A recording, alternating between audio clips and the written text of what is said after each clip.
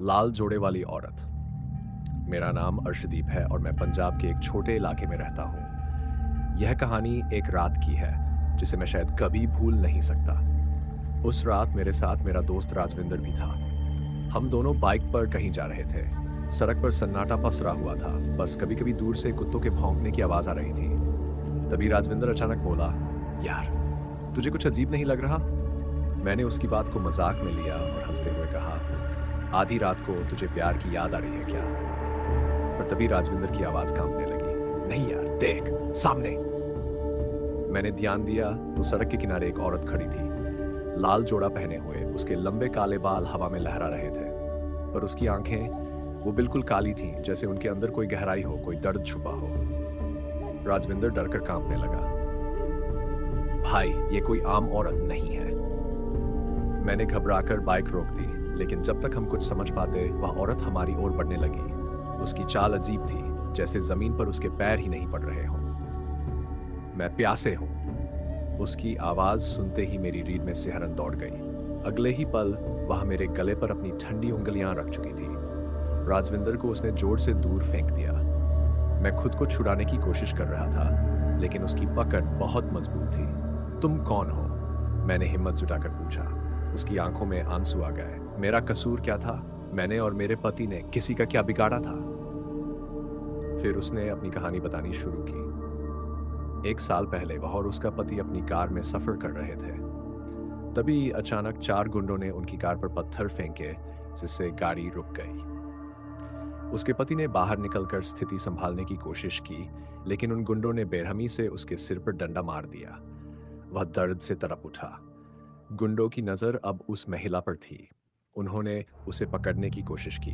डर के मारे उसने पास पड़ा शीशा उठाया और एक गुंडे के पेट में घोंप दिया, लेकिन बाकी गुंडों ने उसे काबू कर लिया और सारे गहने छीन लिए। फिर उन्होंने दोनों को एक सुनसान जगह फेंक दिया, जहां खून बहते बहते उसकी और उसके पति की मौत हो गई। तब से मैं भटक रही हूँ, उन चारों का इंतजार कर रही हूँ। उसकी बात सुनकर मेरे रोंगटे खड़े हो गए। मैं तुम्हारी मदद कर सकता हूँ, मैंने हिम्मत जुटाकर कहा। उसकी आंखों में उम्मीद की चमक आ गई। उसने मेरी ओर देखा और कहा, अगर तुम सच में मेरी मदद करोगे तो मैं तुम्हें छोड़ दूंगी। मैंने हाँ कर दी। सच की तलाश। सुबह होते ही मैं और राजविंदर उस जगह गए जहां हादसा हुआ था।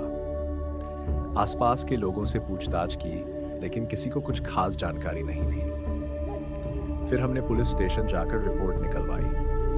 पुलिस ने बताया कि केस बिना किसी सुराग के बंद कर दिया गया था, लेकिन मुझे यकीन था कि उन गुंडों का कोई ना कोई सुराग जरूर मिलेगा। मैंने वहां लगे पुराने सीसीटीवी कैमरे की फुटेज निकलवाई। उसमें एक कार का नंबर दिखा जिससे वे गुंडे भागे थे। मैंने अपने दोस्त सीरत से वह नंबर ट्रेस करवाया। गुंडों का अंत। सीरत ने बताया कि गाड़ी एक गैंगस्टर के नाम पर थी। जब मैंने और राजविंदर ने उस गैंगस्टर का पीछा किया तो पता चला कि वे आज रात ही हीरे की चोरी करने वाले थे। हमने ये खबर उस आत्मा को बताई। वह सुनकर गुस्से से कांप उठी। रात को हम चोरी की जगह पर छिपकर खड़े हो गए। जैसे ही वे गुंडे वहां पहुंचे, लाल जोड़े वाली औरत हवा में प्रकट हुई।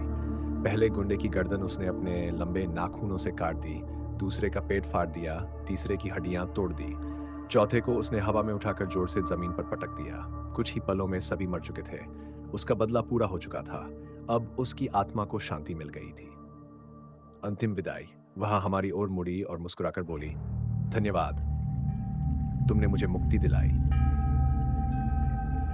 फिर एक हल्की रोशनी के साथ वह गायब हो गई। कभी कभी किसी की मदद करना हमें भी शांति देता है। इस रात ने मुझे एक बात सिखा दी, अगर कोई तुम्हारी मदद के लिए पुकारे तो उसे अनसुना मत करना।